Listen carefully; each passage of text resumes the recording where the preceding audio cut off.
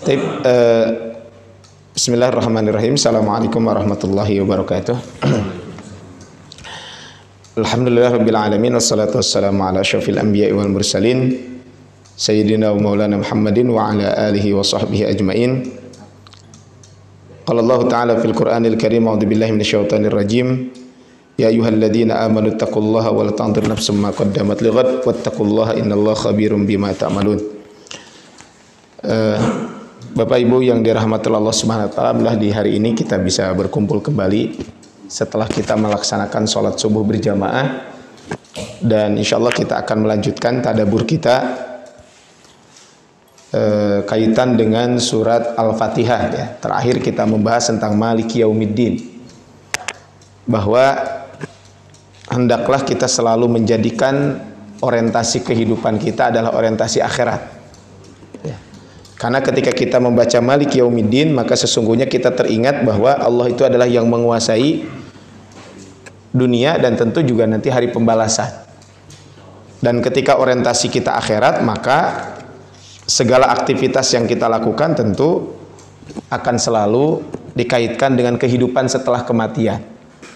Makanya orang-orang yang memiliki jiwa Maliki Yaumiddin, ya, orang-orang yang selalu berorientasi kehidupan akhirat, maka dia selalu ingat kemana kaki diayunkan, kemudian dia selalu ingat perut dia diberi makan apa, kemudian dia juga selalu ingat kaitan dengan kematian yang ada di hadapannya, dan ia pun selalu ingat tentang dahsyatnya api neraka bagi orang-orang yang tidak mau beribadah kepada Allah Subhanahu wa ta'ala. Sehingga Bapak Ibu rahmat Allah Subhanahu wa ta'ala, setelah dia tahu tentang orientasinya akhirat, maka berikutnya adalah ketika kita membaca surat Al-Fatihah, maka ayat yang kelima adalah ma iyyaka na'budu wa iyyaka nasta'in. Maka hendaklah kita ya bahagiakan hidup kita dengan beribadah dan berdoa. Tapi Bapak Ibu rahmat Allah Subhanahu wa ta'ala, kalau kita berbicara tentang ayat ini, maka sesungguhnya mudah-mudahan dengan membaca ayat ini kita mampu untuk membaca kecenderungan orientasi hidup ya. Dan kita selalu menjadikan orientasi hidup kita adalah ibadah kepada Allah Subhanahu wa ta'ala. Ketika berbicara tentang ibadah, maka kita pun harus tahu ibadah itu seperti apa. Karena ada sebagian orang yang beranggapan bahwa ibadah itu hanya kaitan dengan ritual saja. Ya, ibadah Ramadan contohnya, dia hanya teringat kaitan ibadah-ibadah ritual saja. Dia tidak memperhatikan bahwa ibadah itu lebih luas dari itu. Kemudian setelah kita paham kaitan dengan ibadah dan kita menjadikan tujuan hidup kita ibadah, maka kita akan selalu komitmen menjadikan seluruh aktivitas yang kita lakukan menjadi bernilai ibadah. Kalau kita hanya mengandalkan ibadah itu ibadah ritual, sholat sehari cuma berapa jam kita? Taruhlah kalau sholat berjamaah, sekali sholat 10 menit. Dengan sholat sunnah 5 menit, 15 menit. Kali 5 cuma 75 menit. Taruhlah dengan tahajud 1 jam. Hanya mungkin 2 jam lebih. Itu kan baru sholat. Kemudian tilawah Quran. Mungkin kehidupan kita kalau hanya dengan ibadah ritual hanya terbatas. Tapi ternyata karena kita memahami tentang ini, kita jadikan seluruh aktivitas kehidupan kita bernilai ibadah. Berjanji kemudian setelah itu untuk lebih taat beribadah dan menumbuhkan budaya melapor dan memohon kepada Allah. Maksudnya apa? Setelah kita ibadah, kita pun jangan lupa kita memohon kepada Allah Subhanahu wa ta'ala, dan kita tahu waktu-waktu yang mustajab, dan kita juga mengenal doa pilihan. Baik, Bapak Ibu rahmat Allah Subhanahu wa ta'ala, kalau kita berbicara tentang ayat iyyaka na'budu wa iyyaka nasta'in ya. Iyyaka na'budu wa iyyaka nasta'in ini adalah ya, kalau kita bahas ya kaitan dengan kepada Allah lah kami beribadah dan kepada Allah lah kami memohon pertolongan. Bapak Ibu rahmat Allah Subhanahu wa ta'ala, saya ingat dulu ketika pertama kali ke sini. Jadi ketika berangkat ke sini itu kan kadang kalau zaman sekarang alhamdulillah dengan adanya maps lebih mudah ya. Jadi kalau kita pingin jalan ke satu tempat itu biasanya Sherlock gitu ya, atau kirim Google Map. Sehingga kita bisa ada panduannya. Begitu juga dalam kehidupan kita sesungguhnya ya. Banyak panduan-panduan, cuman orang itu masalahnya adalah orang tersebut di dalam kehidupan ini suka tidak tahu tujuannya tuh mau kemana.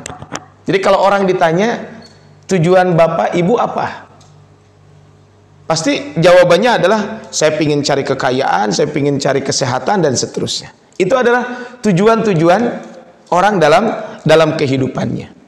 Nah, tetapi kita harus sadar bahwa kita ini adalah hamba Allah Subhanahu wa ta'ala.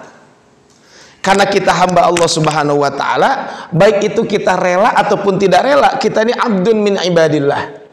Kita ini hamba di antara hamba Allah Subhanahu wa ta'ala. Kenapa? Karena Allah telah menciptakan. Kita kembali ingat ayat kedua.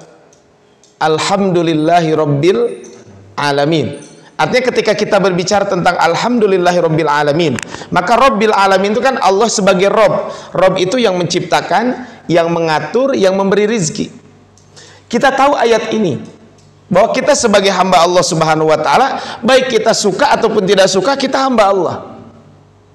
Kenapa? Karena Allah telah menciptakan kita, Allah juga telah memberikan rizki kepada kita, Allah juga menghidupkan kita, termasuk juga Allah yang akan mewafatkan kita. Nah, Bapak Ibu rahmat Allah Subhanahu wa ta'ala, ketika kita tahu tentang ini semuanya, maka kita sadar kita sebagai hamba Allah. Makanya kata Allah Subhanahu wa ta'ala dalam Al-Quran, dalam surat Ali Imran ayat 83, afa ghairu dinillahi yabghun, maka apakah mereka mencari agama lain dari agama Allah Subhanahu wa ta'ala, walahu aslama man fis samawati wal ard, sedangkan semua yang ada di langit dan ada di bumi itu adalah semuanya kepunyaan Allah, tau'an wa karha, baik itu dengan kita dengan sukarela atau terpaksa, wa ilaihi turja'un, dan kepada Allah lah kita semuanya akan dikembalikan. Bapak Ibu rahmat Allah Subhanahu wa ta'ala, ya, kita semuanya adalah sadar sebagai hamba Allah. Allah menciptakan kita dan Allah juga yang akan mewafatkan kita. Dan yang namanya kalau sudah waktunya wafat, tidak ada yang bisa menolak. Ya, Bapak Ibu rahmat Allah Subhanahu wa ta'ala, di hari-hari ini mungkin kita sering mendengar informasi si fulan meninggal dunia. Kemarin saya kebetulan ada acara webinar ya, ada rapat koordinasi. Nah, ketika rapat itu tiba-tiba pas acara penutupan, ya penutupan hari kemarin gitu ya, karena masih ada hari ini. Di acara penutupan itu MC menyampaikan, Bapak Ibu semuanya, ada kabar duka. Ini kan kabar duka, ada orang yang meninggal dunia. Nah, kita harus tahu kita sebagai hamba Allah, kita ini apa? Allah yang menciptakan dan Allah juga yang mewafatkan kita semuanya. Nah, Bapak Ibu rahmat Allah Subhanahu wa ta'ala, ini adalah kita sebagai hamba Allah Subhanahu wa ta'ala. Nah, cuman masalahnya hamba Allah itu terbagi dua. Jadi kalau kita berbicara tentang Abdullah, hamba Allah itu ada dua. Pertama, ada seorang hamba yang taat dan tunduk kepada Allah Subhanahu wa ta'ala, tapi ada yang tidak tunduk, itu masalahnya. Kita sadar atau tidak kita sebagai hamba Allah, yang jelas hamba Allah itu ada dua. Ada yang taat, ada yang tidak taat. Dan ketaatan dan tidak taat itu pilihan buat kita semuanya. Ya. Jadi itu semuanya adalah pilihan buat kita semua. Coba lihat di sini. Wa qulil haqqu mir rabbikum. Dan katakanlah al-haq. Ya. Katakanlah kebenaran itu datangnya dari Tuhan kalian. Kata Allah di sini, faman syaa'a falyu'min wa man syaa'a falyakfur. Siapa yang mau beriman silahkan. Siapa yang mau kafir silahkan. Ini kan kalau kita berbicara tentang hamba Allah, maka apa? Faman syaa'a falyu'min wa man syaa'a falyakfur. Kata Allah Subhanahu wa ta'ala, tetapi ingat, setiap pilihan yang kita pilih ada konsekuensinya masing-masing. Kata Allah, inna a'tadna lil-zalimina naron ahata bihim suradikuha. Dan bagi orang yang tidak beriman, sesungguhnya kami telah sediakan bagi orang-orang zalim itu neraka. Ya. Yang mana neraka itu gejolaknya mengepung mereka. Ya. Ahata bihim suradiquha wa iyastaghitsu yughathu bima'in kalmuhli yashwil wujuh. Dan seandainya Bapak Ibu semuanya, mereka akan diberi minum dengan air yang seperti besi yang mendidih. Kalau mereka meminta minum, mereka minta tolong, maka yang diberikan itu minumannya adalah air mendidih dari besi. Kata Allah, bi'sa syarabu wa sa'at murtafaqa. Itulah seburuk-buruknya minuman dan tempat istirahat yang paling jelek. Nah, artinya apa? Hamba itu ada dua, ada yang beriman, ada yang tidak. Dan itu pilihan buat kita semuanya. Tetapi Bapak Ibu rahmat Allah Subhanahu wa taala, ya, meskipun ada pilihan dalam ketundukan dan penghambaan, tapi Al-Quran secara tegas menetapkan bahwa tujuan hidup manusia itu adalah untuk beribadah kepada Allah Subhanahu wa taala. Makanya ayat ini, iyyaka na'budu wa iyyaka nasta'in, itu kan menjadikan kita apa? Ini loh tujuan hidup kita. Kalau tujuan hidup kita sudah jelas, maka pasti kita semuanya akan selalu semangat. Saya tadi malam tuh menarik, ada kajian ya pada Isya, ya. Menyambut bulan Ramadan. Kebetulan salah seorang ustadz dari Cimahi sebenarnya yang memberikan materi melalui webinar, melalui Zoom meetingnya.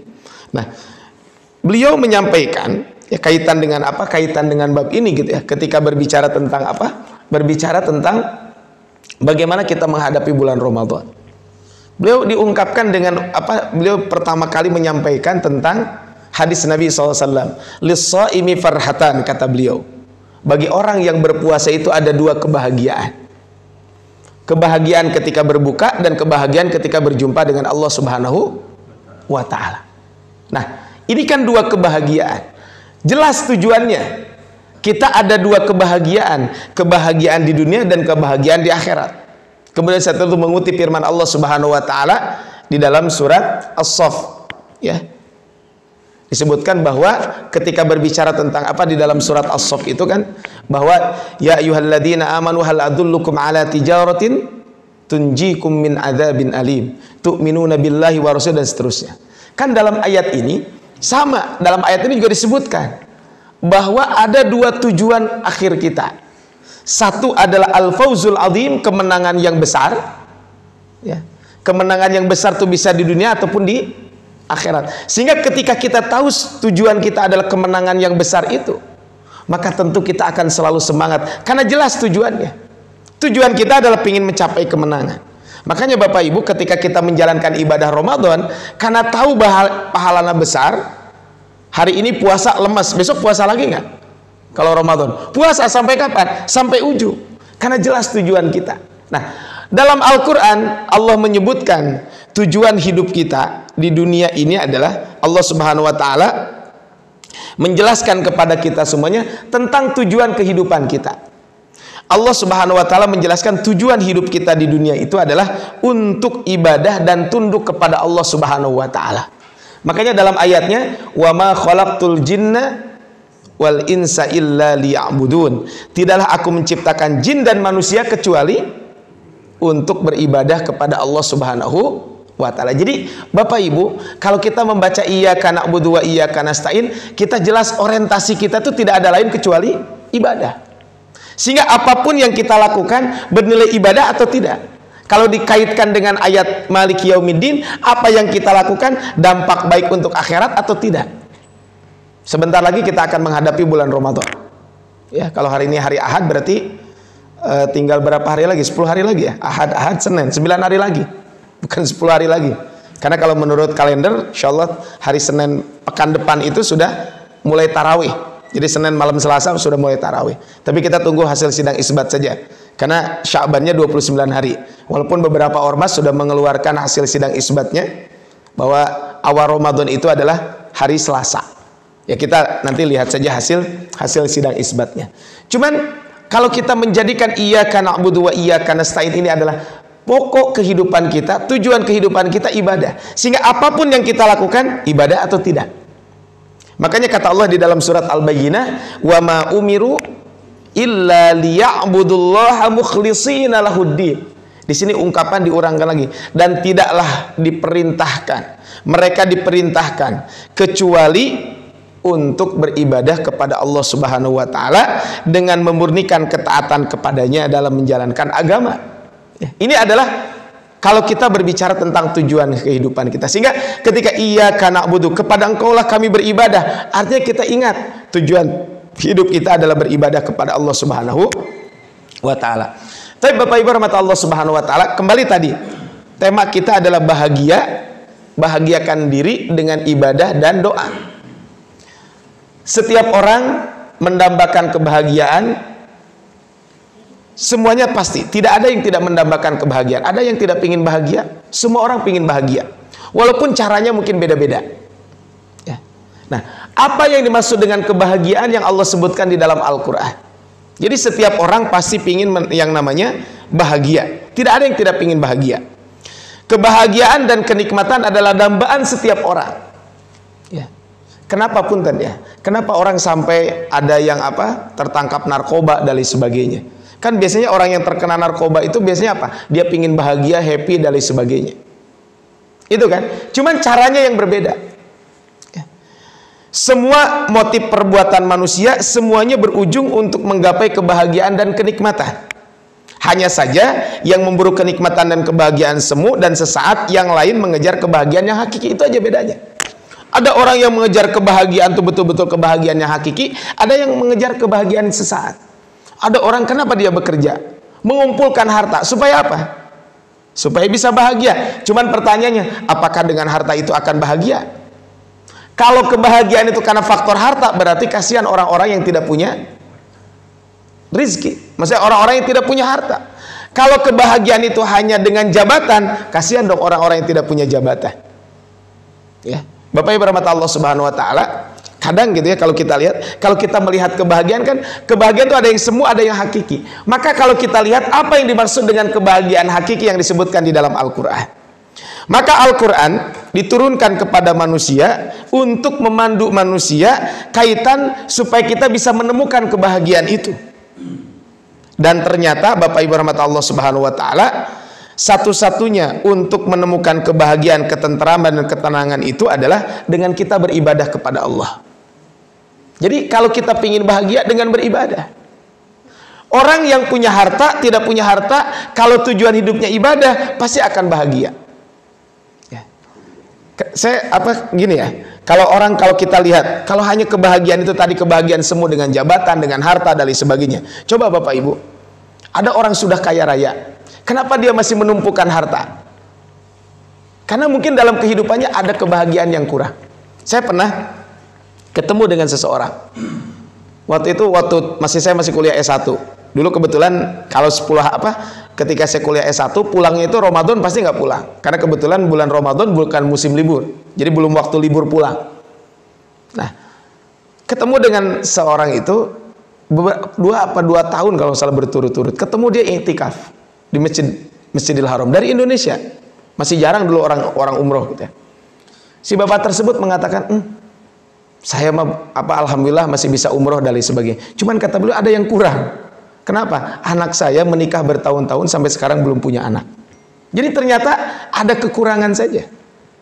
Kalau kita mengikuti keinginan kita, pasti kalau kebahagiaan dunia, karena faktornya kita yang mencari, pasti akan berbeda-beda. Nah, makanya Al-Quran menyebutkan, alladzina amanu wa tatma'innu qulubuhum bidzikrillah, ala bidzikrillah tatma'innul qulub. Sesungguhnya orang-orang yang beriman dan hati mereka menjadi tentram dengan mengingat Allah. Ingat, hanya dengan mengingat Allah lah hati mereka menjadi tentram. Dalam ayat lain coba lihat di sini, dalam surat An-Nahl, man amila shalihan min dzakarin aw untha wa huwa mu'min. Di sini yang jadi patokannya adalah falanuhyiyannahu hayatan thayyibah. Ini yang menjadi perlu digarisbawahi adalah siapa yang mengamalkan amal soleh, berarti ibadah kan. Kemudian dari laki-laki atau perempuan wa huwa mu'min, sedangkan dia beriman, apa kata Allah? Falanuhyiyannahu hayatan thayyibah. Maka Allah Subhanahu wa taala akan memberikan kepada dia kehidupan. Yang mana kehidupan itu apa? Hayatan thayyibah, kehidupan yang baik. Ya. Bapak Ibu rahmat Allah Subhanahu wa taala, kehidupan yang baik menurut ayat ini mencakup seluruh kesenangan dari berbagai sisi.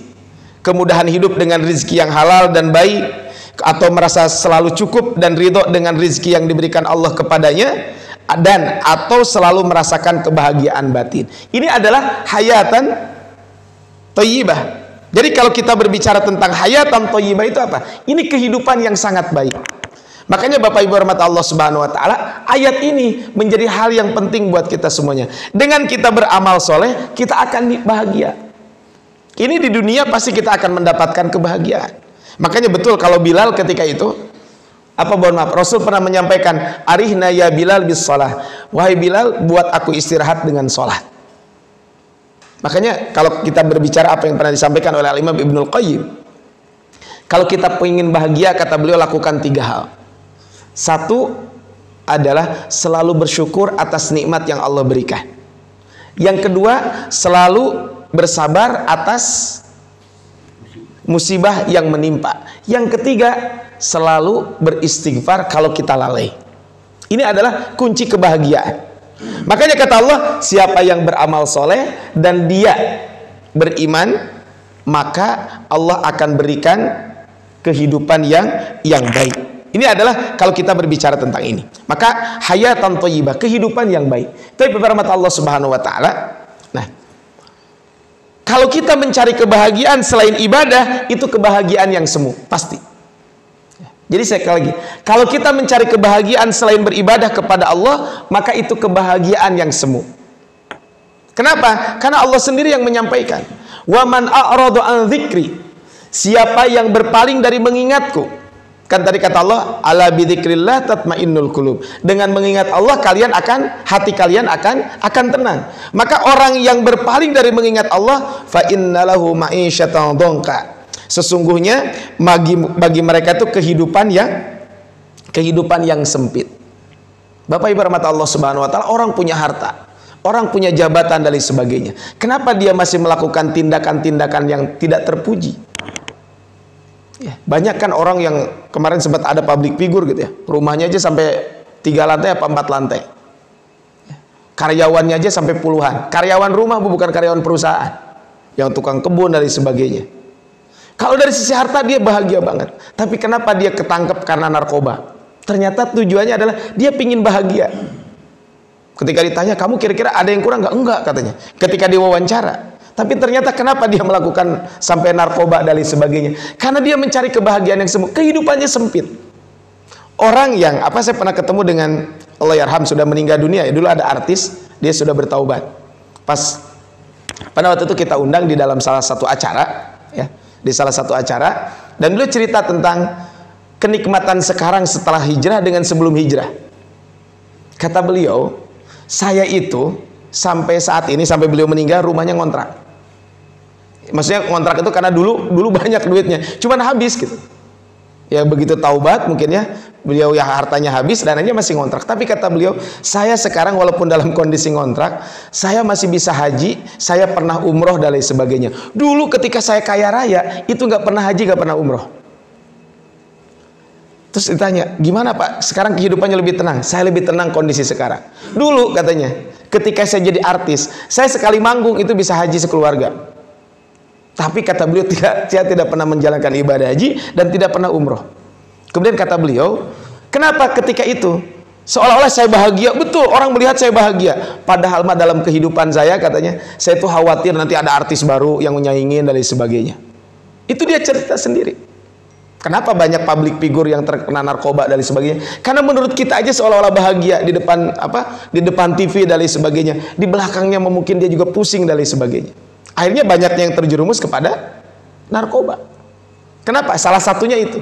Kenapa? Karena dia mencari kebahagiaan melupakan Allah Subhanahu wa taala. Wa man a'rada an dzikri fa innalahu ma'isyatan dhanka. Kita lihat di zaman sahabat Nabi. Orang-orang kaya banyak. Ada Abu Bakar, Umar, Utsman, Abdurrahman bin Auf dan sebagainya. Mereka kan orang-orang kaya. Kemudian juga banyak sahabat-sahabat yang Allah uji. Dengan apa? Dengan tidak memiliki harta. Ada Bilal bin Rabah, Suhaib Ar-Rumi, Abu Darda dan lain sebagainya. Tapi kenapa mereka bisa happy aja, kehidupannya bahagia saja? Kenapa? Karena dia mencari kehidupan yang hakiki, yaitu ibadah kepada Allah Subhanahu wa taala. Kata Allah, "Wa nahsyuruhu yaumal qiyamati a'ma." Orang-orang yang menjauh dari Allah, hidupnya sempit. Hari kiamat nanti dalam keadaan buta. Bukan buta matanya.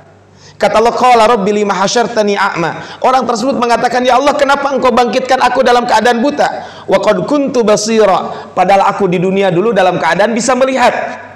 Qala kadzalika atatka ayatuna fanasitaha. Kata Allah Subhanahu wa taala, demikianlah telah datang kepadamu ayat-ayat kami, maka kalian melupakan. Wa kadzalikal yauma tunsa. Dan hari ini kalian dilupakan. Wa kadzalika najzi man asrafa wa kadzalika najzi man asrafa wa lam yu'min bi ayati rabbih. Dan kata Allah, dan demikianlah kami membalas orang-orang melampaui batas dan tidak percaya kepada ayat-ayat kami. Wal adzabul akhirati asyaddu wa abqa. Sedangkan siksa akhirat itu adalah lebih kekal dan lebih berat. Bapak Ibu rahmat Allah Subhanahu wa taala, ini kalau kita berbicara tentang apa? Berbicara tentang kebahagiaan. Jadi kebahagiaan yang dicari selain ibadah itu kebahagiaan semu. Makanya tadi saya sampaikan, kita harus memahami ibadah itu apa. Nanti kita sampaikan kaitan dengan ibadah ini. Coba lihat di sini, Bu. Kalau kita berbicara tentang hakikatul ibadah, apa sih kira-kira hakikat ibadah itu? Maka kenapa kita beribadah? Ya, karena kita mengetahui Allah Subhanahu wa taala sebagai Allah sebagai Al-Khaliq yang menciptakan kita, Ar-Razik, Allah sebagai memberikan rizki. Artinya apa? Ma'rifatullah, kita mengenal Allah sehingga apa? Sehingga kita asy'ur, kita merasa. Ya. Jadi kita merasa dengan apa? Dengan apa yang Allah berikan kepada kita. Semuanya asy'ur bikasratin ni'am. Kita mengakui, kita menyadari bahwa Allah Subhanahu wa taala telah memberikan kepada kita nikmat yang begitu banyak, ya. Jadi kalau kita berbicara tentang ayat ini, maka kalau kita semuanya berbicara tentang apa? Berbicara tentang ayat ini, maka Bapak Ibu rahmat Allah Subhanahu wa taala, maka sesungguhnya ya, kalau kita berbicara tentang ayat yang kita bahas ini adalah apa? Asy'ur bikasratin ni'am. Kita merasa bahwa Allah Subhanahu wa taala telah memberikan kepada kita nikmat yang begitu banyak, ya. Allah Subhanahu wa taala memberikan kepada kita nikmat yang begitu banyak. Kemudian yang kedua, kenapa kita beribadah kepada Allah Subhanahu wa taala? Asy'ur bi'azamatillah. Kita juga merasa bahwa keagungan Allah Subhanahu wa taala. Kita merasa akan keagungan Allah Subhanahu wa taala. Karena kita merasa tentang hal ini semuanya, kita merasa dengan banyaknya nikmat yang Allah berikan kepada kita, kita juga merasa dengan keagungan Allah Subhanahu wa taala. Setelah kita mengetahui ini semuanya, maka apa? Maka kita beribadah kepada Allah Subhanahu wa taala. Makanya Bapak Ibu, kalau kita lihat ayat sebelumnya, kenapa dimulai dengan bismillahirrahmanirrahim? Kemudian alhamdulillahirabbil alamin. Kita mengakui Allah Subhanahu wa taala dengan nikmat yang begitu banyak. Coba kalau kita hitung Bapak Ibu, dari sejak bangun sampai sekarang sudah berapa nikmat yang Allah berikan? Nikmat berkedip, coba nanti 5 menit aja tidak berkedip. Ada yang bisa sakit Bu ya, kalau 5 menit aja tidak berkedip. Kita bisa bernafas dengan lega. Ya, bayangkan kalau ada saudara-saudara kita mungkin di hari-hari ini ada yang harus pakai ventilator, ada yang harus pakai oksigen. Ini nikmat yang Allah berikan kepada kita semuanya. Maka kita merasa bikasratin ni'am, betapa banyak nikmat yang Allah berikan kepada kita semuanya. Kemudian bi'adzamatillah, kita juga merasa tentang keagungan Allah sehingga kita beribadah kepada Allah Subhanahu wa taala. Maka ibadah kita itu adalah ghayatut tadallul. Maka ketika kita beribadah kepada Allah Subhanahu wa taala, maka kita ghayatut tadallul. Betul-betul kita tadallul itu merendahkan diri di hadapan Allah Subhanahu wa taala. Kita betul-betul mencintai Allah Subhanahu wa taala dan kita betul-betul khusyuk kepada Allah Subhanahu wa taala sehingga ujung-ujungnya adalah kita al-khaufu war raja. Kita semuanya adalah ada rasa takut dan berharap kepada Allah Subhanahu wa taala. Nah, Bapak Ibu rahmat Allah Subhanahu wa taala, ini adalah kalau kita berbicara tentang hakikat ibadah itu tadi. Kenapa kita beribadah kepada Allah? Karena kita merasa Allah memberikan nikmat dan keagungan Allah. Maliki yaumiddin, kemarin ayat yang kita bahas bersama-sama. Tapi Bapak rahmat Allah Subhanahu wa taala, berikutnya adalah kalau kita berbicara tentang ibadah, maka ibadah itu adalah syumuliyatul ibadah. Ibadah itu adalah sangat universal. Kalau kita berbicara tentang ibadah, maka ibadah itu pertama adalah tashmulud dina kullah. Ibadah itu adalah mencakup seluruh agama. Maksud seluruh agama apa? Seluruh hukum-hukum yang ada dalam agama. Makanya ibadah itu ada yang sifatnya wajib, ada yang sifatnya sunnah, ada yang boleh-boleh saja. Yang wajib contohnya sholat kan wajib, ada sholat wajib. Kemudian ada yang sunnah. Apa yang sunnah? Contohnya sholat sunnah. Ada juga dalam hukum fikih yang boleh, tapi itu bisa bernilai ibadah. Makanya kalau kita berbicara tentang nikah, nikah itu hukumnya apa? Ya bisa jadi wajib, bisa jadi sunnah, bisa jadi haram, bisa jadi boleh-boleh saja. tergantung situasi dan kondisi seseorang. Maka kalau kita berbicara tentang ibadah, maka mencakup tentang hukum fikih yang 5. Nah, ini mungkin yang lebih luas pembahasannya adalah di sini. Kemudian kalau kita berbicara tentang ibadah, tashmulul hayata kullah. Yang namanya ibadah itu adalah mencakup seluruh kehidupan kita. Jadi Bapak Ibu rahmat Allah Subhanahu wa taala, kalau kita berbicara tentang ibadah, maka ibadah itu adalah apa? Mencakup seluruh kehidupan kita. Ya.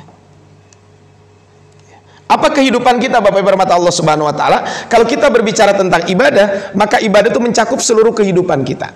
Maka di sini ada yang disebut dengan al-a'mal al-ghariziyah.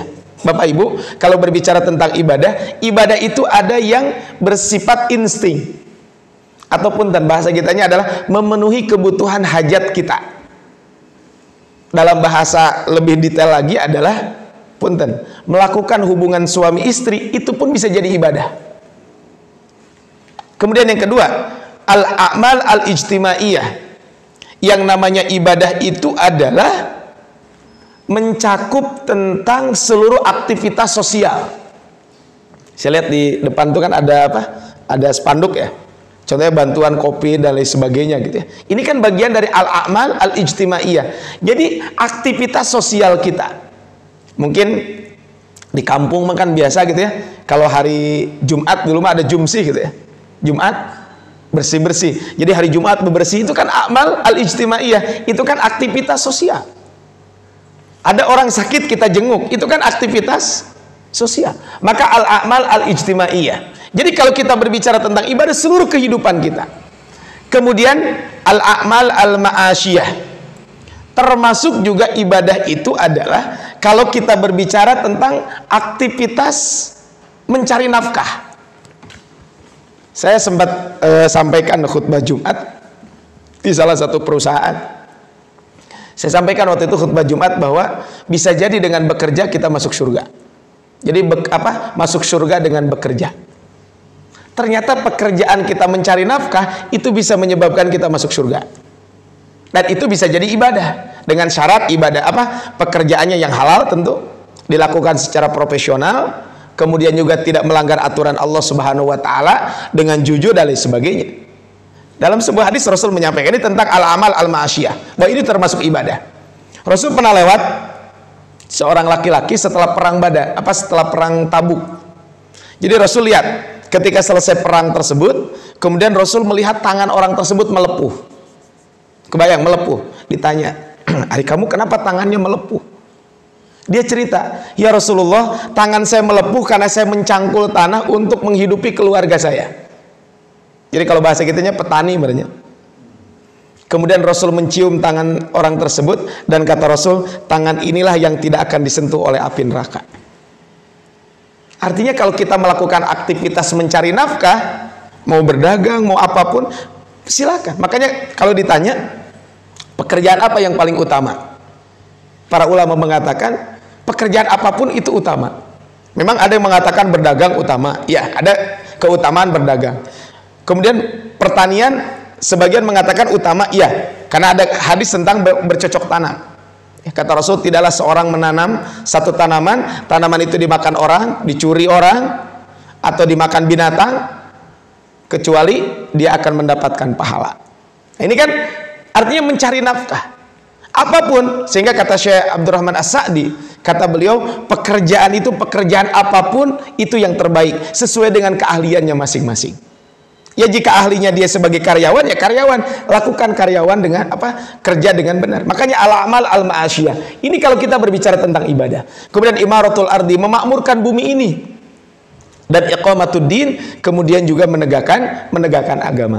Tapi Bapak rahmat Allah Subhanahu wa taala, ini adalah kalau kita berbicara tentang ibadah.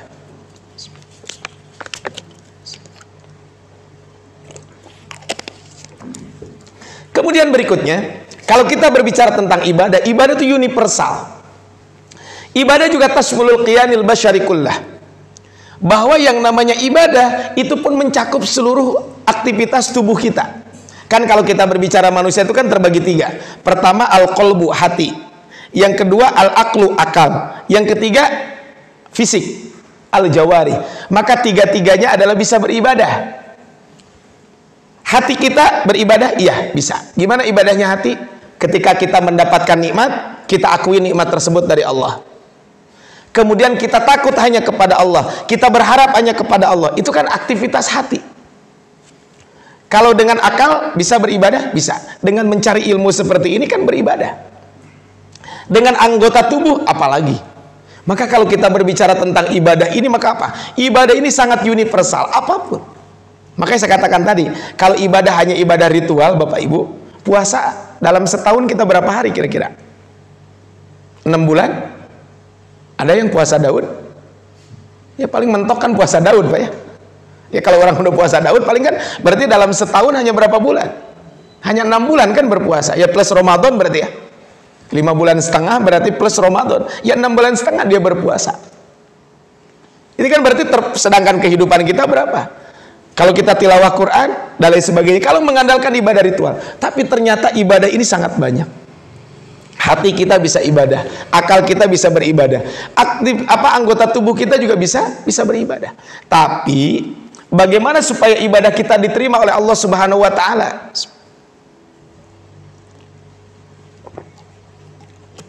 Bagaimana supaya ibadah kita diterima oleh Allah Subhanahu wa taala? Maka ada 2 syarat yang harus dipenuhi. Ya. Baik, sebelum kita bahas ini, maka ibadah itu kan ada 2. Pertama ada ibadah mahdhah. Ya, ini yang pertama, ada ibadah mahdhah. Yang kedua ada ibadah ghair mahdhah. Ya. Ibadah mahdhah itu contohnya sholat. Ya, itu kan zakat, saum, haji itu kan udah jelas. Nah, ibadah mahdhah ini maka kalau kita ibadah mahdhah ini ibadah ritual lah bahasa kitanya mungkin ya, seperti itu. Maka ibadah ini adalah suhbatun niyah. Pertama harus dibarengi dengan niat yang benar. Kemudian al-masyru'iyah. Kemudian yang kedua harus punya landasan dalil yang jelas. Yang ketiga adalah kaifiyah. Tata caranya pun harus benar. Contoh, orang membayar zakat. Orang membayar zakat. Kan zakat itu kan berarti ibadah kan? Ibadah mahdhah. Atau orang sholat. Sholat itu kan ibadah mahdhah. Maka pertama dia ikhlas, iya ikhlas. Kemudian disyariatkan, iya sholat itu disyariatkan. Tapi contohnya sholat subuh 3 rakaat, benar atau enggak? Nggak bakalan diterima ibadahnya. Makanya kalau kita berbicara tentang ibadah mahdhah itu adalah al-ittiba'u minhajan wa kaifiyatan. Kita harus mengakui kita mengikuti manhaj dan tata caranya sesuai dengan aturan syariat. Bahasa sederhananya jangan membuat hal-hal yang aneh lah dalam ibadah mahdhah ini. Sedangkan ibadah ghair mahdhah itu adalah ikhlas karena Allah dan termasuk amal soleh ataupun disyariatkan, tapi tata caranya bebas. Contoh gitu ya, membantu kan di situ ada bantuan buat COVID ya. Pertanyaannya, hari bantuan buat COVID ada ketentuannya? Bebas kan? Mau ngasih makan, kalau kita ngasih makannya harus apa? Yang penting makan halal, tapi makanannya mau bebas. Punten, menyantuni fakir miskin. Menyantuni fakir miskin, kalau sekarang kan bisa jadi Pak, dibayarkan contohnya dia punya listrik, kemudian bayarkan token listriknya, bisa kan? Bisa. Ada juga yang ngasih makan dan sebagainya. Ini namanya adalah ibadah ghair mahdhah. Makanya ibadah ghair mahdhah itu yang penting karena Allah dan itu termasuk amal soleh. Tata caranya silahkan, selama tidak melanggar aturan Allah Subhanahu wa taala. Ini kan banyak ya kalau kita berbicara tentang ibadah ghair mahdhah. Makanya Bapak Ibu, kalau kita berbicara tentang ibadah itu sangat luas.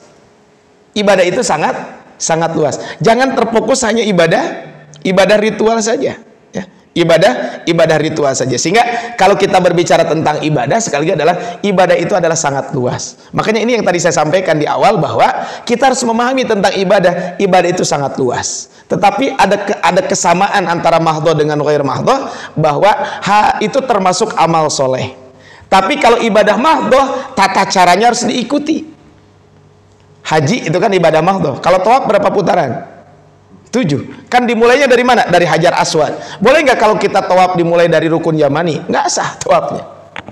Kenapa? Karena kaifiyatan juga harus diikuti. Tapi kalau ibadah ghair mahdhah, tadi makanya kaitan dengan bekerja. Kalau bekerja itu apa yang harus kita lakukan? Ada nggak pekerjaan yang ditentukan? Ya yang selama itu tidak melanggar aturan, silakan saja. Sehingga itu termasuk ibadah. Iya. Saya ahlinya adalah membuat, kan ada mungkin pengrajin. Ya mangga. Disebutkan Nabiullah Daud alaihissalam itu apa? Beliau itu kan tukang besi. Kemudian ada seorang nabi yang profesinya najjaron. Beliau itu adalah tukang kayu. Silakan aja. Yang penting tidak ada melanggar aturan Allah Subhanahu wa taala. Maka ini adalah kalau kita berbicara tentang ibadah. Jadi Bapak Ibu rahmat Allah Subhanahu wa taala, ibadah itu adalah, kalau kita berbicara tentang ibadah itu, maka ibadah itu adalah luas cakupannya. Maka kita bahagiakan diri dengan ibadah kepada Allah Subhanahu wa taala. Tapi ibadah seperti apa? Ibadah yang sifatnya global tersebut. Nah, Bapak rahmat Allah Subhanahu wa taala, ternyata saya dapat tulisan tentang ini ya. Jadi arkanul Islam wa mabadiul akhlak, rukun-rukun Islam dan prinsip akhlak.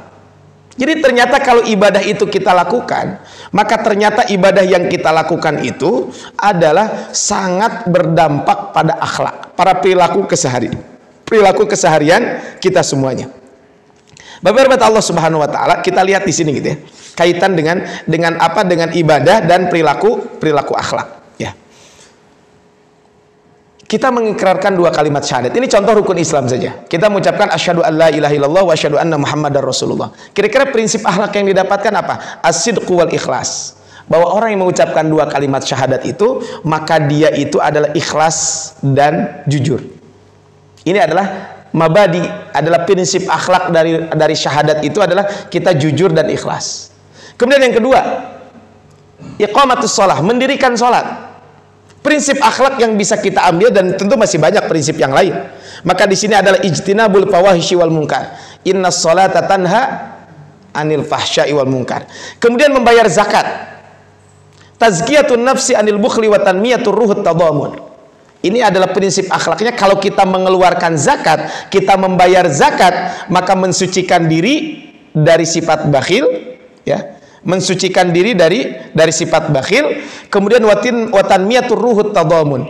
Kemudian kalau kita berbicara tentang zakat ini, maka kita pun ini akan memunculkan, akan menghidupkan rasa saling bertanggung jawab, saling membantu satu dengan yang lain. Saya tadi bahas di kemarin sore ya, tentang fikih, pengantar fikih zakat. Kalau kita berbicara tentang zakat, Bapak Ibu, fungsi zakat itu sangat banyak. Jadi fungsi zakat itu adalah fungsi ibadah. Fungsi ibadah ini adalah bagaimana ketaatan dan keyakinan kita kepada Allah. Yang kedua ada fungsi sosial. Fungsi sosial itu apa? Supaya jarak antara si kaya dan si miskin itu tidak terlalu renggang. Tapi juga ada pembentukan karakter. Pembentukan karakter itu apa? Ada sifat dermawan, tidak pelit. Kemudian juga dia juga selalu disiplin dan lain sebagainya. Maka di sini kalau kita lihat membayar zakat itu apa? Di situ budaya saling tolong menolong itu ada. Sehingga apa? Sehingga antara si kaya dan si miskin dua-duanya saling membantu. Orang kaya dia membantu orang miskin pun membantu sebenarnya. Maka ini adalah kaitan. Kemudian saum Ramadan yang sebentar lagi akan kita hadapi, dhabtun nafsi anis syahwat. Di antara prinsip akhlaknya adalah bulan Ramadan yang akan kita hadapi itu apa? Dhabtun nafsi anis syahwat. Jadi kita menekan diri, menekan nafsu kita, selalu mengendalikan nafsu kita dari syahwat. Dan haji adalah at-tajarrud lillah. Jadi ini adalah poin pertama yang disampaikan kaitan dengan ini adalah hendaklah kita bahagia dengan ibadah yang kita lakukan. Kemudian berikutnya Bapak rahmat Allah Subhanahu wa taala, setelah kita tahu tentang ibadah itu adalah betapa luas kalau kita berbicara tentang ibadah itu. Maka kalau berbicara tentang ibadah sekali adalah ibadah itu adalah sangat luas cakupannya. Maka iyyaka na'budu kemudian wa iyyaka nasta'in. Nah, ketika kita berbicara wa iyyaka nasta'in, kemudian hanya kepada Allah lah kami memohon pertolongan. Jadi hanya kepada Allah kami memohon pertolongan. Bapak Ibu rahmat Allah SWT, setelah kita beribadah, maka bahagiakan diri dengan doa, dengan ibadah dan doa. Cuman perlu dibahas di sini kaitan dengan paradigma doa. Ya. Pertama adalah ya, ketika kita berdoa kepada Allah Subhanahu wa taala, ada 4 paradigma dalam berdoa. Pertama, doa itu adalah sesungguhnya mempertegas, memperjelas posisi kita sebagai hamba dan Allah sebagai Khalik. Makanya tadi disampaikan di awal, Bu, kita ini sebagai hamba Allah. Dengan kita iyyaka na'budu wa iyyaka nasta'in, ini menunjukkan kita ini sebagai hamba Allah dan Allah itu adalah sebagai Khalik, pencipta kita. Karena kita sadar sebagai hamba Allah, maka kita rendah hati, tidak sombong, selalu merasa tergantung kepada Allah. Allahus Somad. Ya, untuk mewujudkan rasa rendah hati, maka tampillah sopan, khusyuk dan merendahkan suara dan tidak berteriak-teriak. Maka kata Allah, ud'u rabbakum tadarruan wa khufyah. Jadi orang yang sadar kita ini sebagai hamba Allah tidak akan sombong. Kalau berdoa pun, maka dia dengan khusyuk, sopan dan merendahkan suara kita. Ud'u rabbakum tadarruan wa khufyah. Maka Bapak Ibu rahmat Allah Subhanahu wa taala, ini adalah kalau kita berbicara tentang paradigma yang pertama. Yang kedua, doa itu adalah sarana mengingat dan berzikir kepada Allah. Ya. Jadi kalau kita berdoa, maka sesungguhnya doa itu adalah sarana ya kita mengingat dan berzikir kepada Allah. Allah menyuruh kita berdoa agar kita ingat kepadanya. Dengan mengingatnya hati kita menjadi tenang, dan ketenangan adalah kunci kebahagiaan. Kan kalau berdoa berarti kita mengingat Allah Subhanahu wa ta'ala. Untuk membantu suasana zikir, maka pastikan kita dalam keadaan suci, menghadap kiblat dan lain sebagainya. Artinya apa? Karena kita mau mengingat Allah, pasti kita pun akan posisi kita sebagaimana dan seterusnya. Bapak Ibu rahmat Allah Subhanahu wa ta'ala, kalau kita mengajukan proposal biasanya gimana tuh? Kan kalau kita ke kantor mengajukan proposal gitu ya, pastikan kita juga mengikuti aturan yang ada. Ya, pastikan itu akan dilakukan. Nah, kita pun karena mengingat Allah ada aturan-aturannya. Kalau kita berdoa menghadap kiblat, dalam keadaan suci, kemudian juga mengangkat kedua tangan. Ini kan diantara etika dalam berdoa. Kemudian berikutnya adalah doa juga adalah permohonan dan harapan. Jadi kalau kita berdoa, doa itu hakikatnya permohonan kita untuk mencapai target yang kita inginkan. Saat kita berdoa agar disehatkan badan, ditambah ilmu dan harta diberkahi, maka kita berharap semoga permohonan kita diterima oleh Allah Subhanahu wa taala. Kan ini. Jadi kita adalah permohonan, sekaligus juga bahwa agar kita benar-benar serius meminta, maka sebaiknya doa tersebut diulang-ulang, karena Rasul sering mengulang doa sampai 3 kali. Karena doa itu adalah permohonan dan harapan. Bapak Ibu, kalau anak kita minta ke kita sekali atau 2 kali biasanya? Ibu-ibu kalau minta ke suaminya sekali atau 2 kali, Bu? Berkali-kali. Biasanya kalau anak minta berkali-kali menandakan nih anaknya serius banget gitu. Mah beli ini nih, kan kadang juga kita lupa dan sebagainya. Tapi kalau diulang lagi gitu ya. Nah, ini kan menunjukkan apa? Doa itu kan permohonan dan harapan kepada Allah Subhanahu wa taala. Dan yang terakhir adalah doa itu motivasi. Maksudnya apa? Pada saat kita berdoa kita termotivasi untuk menjemput apa yang kita minta. Karena tidak masuk akal suatu doa yang akan dikabulkan kalau si pendoa hanya berpangku tangan dan ongkang-ongkang kaki saja. Kita meminta kesehatan, tentu kita juga harus jaga kesehatan. Ya walaupun yang namanya sehat dari Allah Subhanahu wa taala, tapi kan ini juga motivasi. Ya. Kalau kita memohon kepada Allah surga Firdaus, apakah cukup ya Allah berikan aku surga Firdaus? Apakah itu saja? Enggak, pasti kita pun akan berusaha untuk menggapai surga Firdaus tersebut. Maka ini adalah paradigma kita dalam berdoa. Bapak Ibu, kalau kita berdoa, kita memposisikan sebagai hamba, kita sarana untuk mengingat Allah, dan ini merupakan permohonan, kita termotivasi untuk melakukan itu. Nah, cuman pertanyaannya adalah bagaimana agar doa kita diijabah oleh Allah Subhanahu wa taala? Kalau kita berdoa kepada Allah Subhanahu wa taala, pertama, hendaklah berdoa dengan penuh keyakinan. Nah, kadang kita berdoa nggak yakin gitu. Jadi kalau kita berdoa, maka hendaklah berdoa dengan penuh keyakinan bahwa doa kita akan dikabulkan oleh Allah Subhanahu wa taala. Ud'ullah wa antum muqinun. Berdoalah kalian kepada Allah dengan penuh keyakinan bahwa doa itu akan dikabulkan. Ya. Wa'lamu annallaha la yastajibu du'a min qalbil ghafil lahin.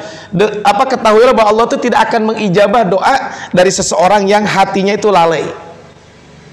Kemudian yang kedua, jangan lewatkan waktu-waktu pilihan dalam berdoa.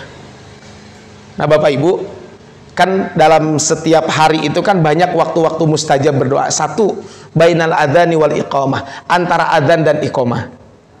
Di sepertiga malam terakhir. Jadi antara adzan dan iqamah. Kemudian di sepertiga malam terakhir. Itu waktu yang mustajab untuk berdoa. Kemudian kapan lagi Bapak Ibu? Ketika kita musafir. Banyak, jadi waktu-waktu mustajab untuk berdoa itu sangat banyak. Apalagi sebentar lagi kita akan menghadapi bulan puasa. Ketika kita menghadapi bulan puasa, di 10 hari terakhir itu, bukan 10 hari terakhir, sepanjang bulan puasa itu apa? Waktu mustajab untuk berdoa. Kata Rasul, ada 3 doa yang tidak akan ditolak. Salah satunya kapan? Orang yang berpuasa sampai dia berbuka. Dalam riwayat lain, orang berpuasa ketika dia berbuka. Nah, bayangkan. Jadi Bapak Ibu rahmat Allah Subhanahu wa taala, kalau supaya kita doa kita dikabulkan apa? Jangan lewatkan waktu-waktu mustajab untuk berdoa. Ya, kalau kita sedang di tanah suci, kadang kita nitip doa. Kalau ada orang yang mau mudik, nitip doa juga, Bu. Kalau ada orang sakit, itu salah satu orang yang mustajab untuk berdoa. Jadi kalau ada orang sakit, kita mintakan doa juga ke dia. Di samping kita mendoakan dia, doakan juga, dia juga minta doa. Karena orang sakit itu kan lebih dekat dengan Allah Subhanahu wa ta'ala. Orang musafir, kalau ada orang bepergian, kadang apa yang kita titip biasanya? Mau kemana? Ke Jogja, oh tong hilapnya, pasti kan begitu. Padahal orang yang musafir itu adalah waktu mustajab untuk berdoa ketika musafir. Dan banyak kalau kita berbicara tentang waktu-waktu mustajab untuk berdoa. Makanya apa? Kalau kita berdoa, jangan lewatkan waktu-waktu yang mustajab untuk berdoa. Nah, kemudian berikutnya Bapak Ibu rahmat Allah Subhanahu wa taala berikutnya adalah manusia-manusia mustajab. Maksudnya pilih orang-orang yang doanya mustajab. Abu Hurairah pernah mengatakan, wahai manusia, sungguhnya Allah itu baik dan Allah tidak tidak menyukai kecuali yang baik-baik saja. Kemudian disebutkan tentang kisah seorang laki-laki, ya. Laki-laki tersebut asy'asya aghbaru yamuddu yadayhi ilas sama. Nah, ini adalah manusia-manusia mustajab itu maksudnya gimana? Bapak Ibu, kalau kita berdoa ada etikanya, ada adab-adabnya dan lain sebagainya. Maka perhatikan adabnya. Salah satu salah satu orang yang doanya mustajab adalah orang yang selalu menjaga dirinya dari harta yang halal. Jadi bagaimana harta yang dia miliki selalu halal. Tapi firman Allah Subhanahu wa taala, kita lanjutkan. Nah, makanya kalau kita berdoa, ya, memohon pertolongan Allah itu tidak mesti dengan meminta, tapi bisa juga dengan kita berzikir kepada Allah Subhanahu wa taala. Selain berdoa, ya, zikir adalah amalan istimewa Nabi SAW dan para sahabat. Zikir merupakan media yang membuat kehidupan Nabi dan para sahabat benar-benar hidup. Makanya kata Al-Imam Ibnul Qayyim, ya, beliau menyebutkan, ya, di dalam kitabnya, ya, kata Al-Imam Ibnul Qayyim di dalam kitab Fawaidul Adhkar, kata Al-Imam Ibnul Qayyim, beliau menyebutkan tidak kurang dari 73 manfaat kita berdoa. Jadi memohon pertolongan kepada Allah juga iyyaka na'budu wa iyyaka nasta'in, bukan hanya dengan berdoa, termasuk juga dengan zikir. Makanya Bapak Ibu, kalau kita berbicara tentang zikir itu sebenarnya kalau kita bagi ada 4. Ya, zikir itu kalau kita bagi ada 4. Pertama adalah ada yang disebut dengan zikir yang diucapkan setiap waktu. Ya. Zikir yang diucapkan setiap waktu. Apa saja Bu zikir yang diucapkan setiap waktu? Kita baca subhanallah, alhamdulillah, Allahu akbar, itu kan zikir setiap waktu kapanpun. Yang kedua ada wirdul Qur'ani. Yang kedua adalah ada wirid Al-Quran. Maksud wirid Al-Quran itu apa? Wirid Al-Quran itu adalah kita baca Quran. Dan sebentar lagi kita bulan Ramadan, Bu. Kata Al-Imam Az-Zuhri, beliau mengatakan bahwa bulan Ramadan itu bagi salafus soleh ada 3 hal. Jadi bagi salafus soleh fokus pada 3 poin. Ya tentu puasa sama bab lain. Ini selain puasanya. 1, tilawatil Quran, membaca Al-Quran. Yang kedua adalah it'amut ta'am, yaitu memberi makan. Maksudnya memberi makan itu adalah berbagi dengan sesama. Yang ketiga qiyamul lail. Ini 3 fokus para salafus soleh dahulu kalau sudah memasuki bulan Ramadan. Nah, tadi kembali adalah wirdul Qur'ani, wirid Al-Quran. Wirid Al-Quran itu kan Rasul pernah ditanya, ya Rasulullah, berapa kali kira-kira kalau saya menghatamkan Quran? Kata Rasul, sebulan sekali. Ya Rasul, sebulan sekali mah kelamaan. Berapa hari ya Rasulullah? Seminggu. Kata sahabat tersebut, ya Rasul, seminggu juga kelamaan. Berapa hari? 3 hari sekali katanya. Bayangkan Bu ya, 3 hari sekali. Ini wirdul Quran.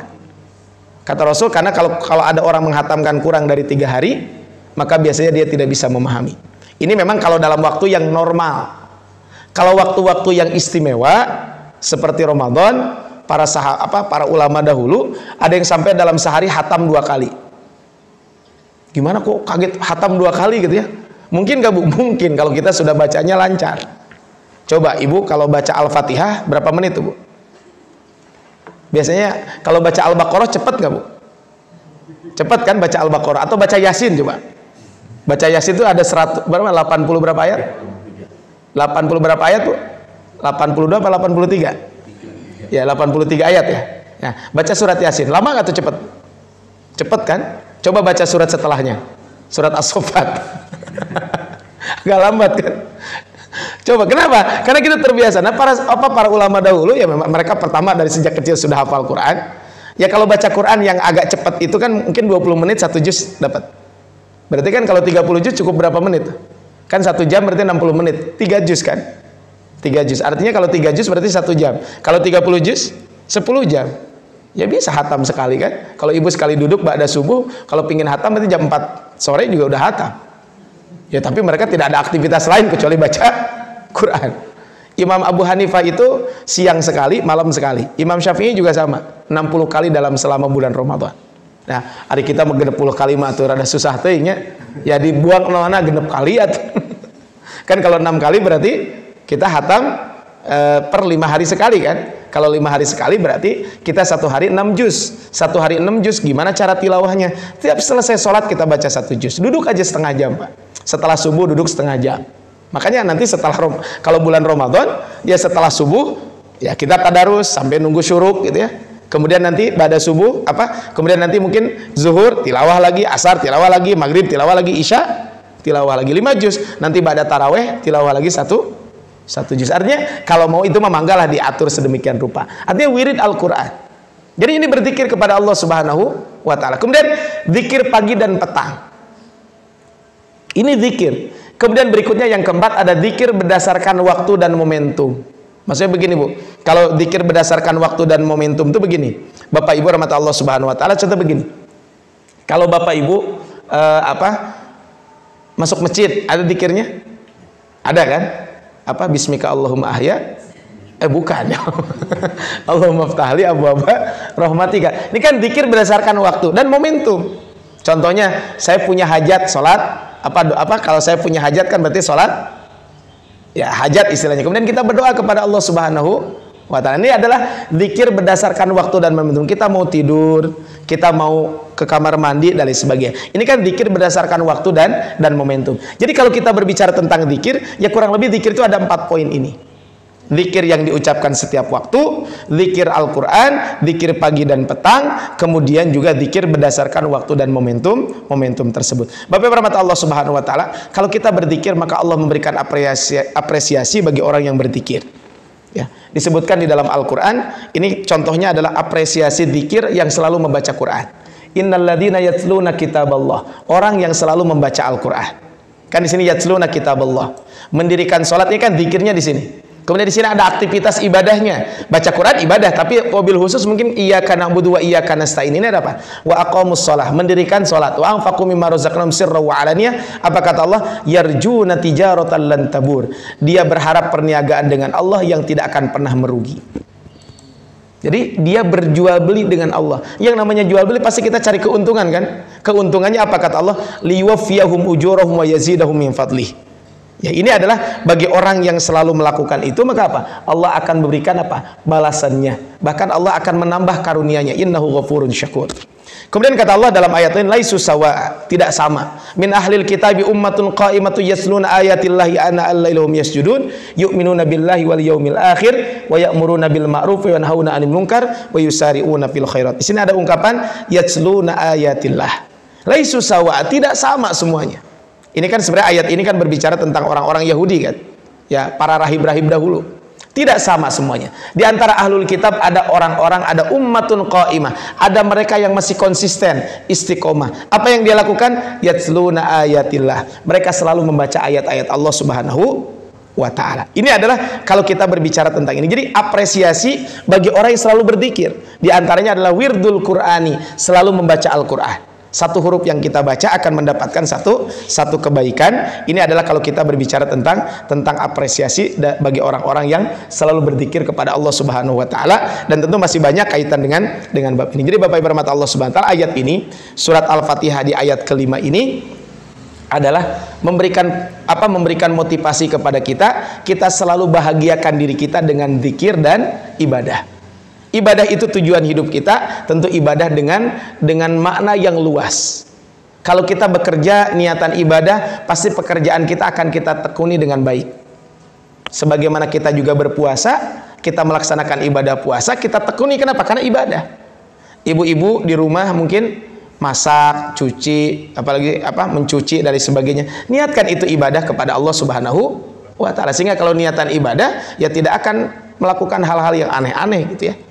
Ya, bapak-bapak juga ketika mencari nafkah, niatkan karena Allah Subhanahu wa ta'ala. Dan apapun yang kita lakukan, karena ibadah itu adalah syumuliyatul ibadah. Ibadah itu sangat universal, mencakup seluruh aktivitas kehidupan kita, mencakup tentang seluruh anggota tubuh kita, hati, akal, dan anggota tubuh kita. Itu adalah kalau kita berbicara ibadah kepada Allah Subhanahu wa ta'ala. Kemudian berikutnya adalah ibadah juga dibarengi dengan berdoa. Dan doa itu bukan hanya memohon Allahumma gfirli, bukan hanya itu. Termasuk doa pun adalah dengan kita berzikir kepada Allah Subhanahu wa ta'ala. Maka insya Allah ketika dua hal ini dilakukan, kita akan mendapatkan kebahagiaan, baik itu kebahagiaan di dunia dan termasuk juga adalah kebahagiaan di akhirat. Demikian ibarat Allah Subhanahu wa ta'ala yang disampaikan. Tapi sebelum ditutup mungkin diingatkan mungkin Bapak Ibu semuanya, sebentar lagi kita akan menghadapi bulan Ramadan. Pernah saya sampaikan dulu sebenarnya, tapi saya ingatkan kembali, ada 5 kunci sukses ibadah Ramadan kita. 1, hendaklah kita selalu memahami dan berusaha untuk memahami tentang hikmah puasa itu apa ya, karena supaya kita semangat dalam menjalankannya. Yang kedua, jangan lupa fikihnya, fikih ibadah puasa ya, jangan sampai salah. Nah, wabil khusus mungkin di masa-masa sekarang ini kan banyak hal-hal kontemporer. Bagaimana hukum vaksin di siang hari, seandainya kebetulan ada yang jadwal vaksinnya di bulan Ramadan. Bagaimana hukum PCR, swab PCR atau swab antigen, karena memasukkan sesuatu ke hidung dan memasukkan sesuatu ke mulut yang bisa menyebabkan kita muntah, contohnya gitu ya. Kemudian bagaimana hukum donor darah, baik itu donor darah biasa atau donor darah plasma, mungkin bagi yang penyintas COVID-19. Ini kan hal-hal kaitan dengan fikihnya mungkin perlu kita bahas. Bagaimana hukum ngupil gitu ya, kan di kita kan ada itu. Saat hari ngupil batal nggak puasanya? Ya saya bilang ngupil kalau sambil minum batal. Kalau nggak sambil minum kan nggak. Ngupil lah sebagainya. Ini kan perlu dipahami kembali. Kemudian yang ketiga, jaga ibadah Ramadan kita, jangan sampai pahalanya hilang. Dengan cara apa? 1, hindari hal-hal yang mengurangi pahala puasa. Yang kedua, jaga dengan melaksanakan amalan-amalan sunnah puasa. Sahur diakhirkan, menyegerakan berbuka dengan kurma, kalau tidak ada kurma dengan air. Kemudian jangan lupa berdoa ketika berbuka.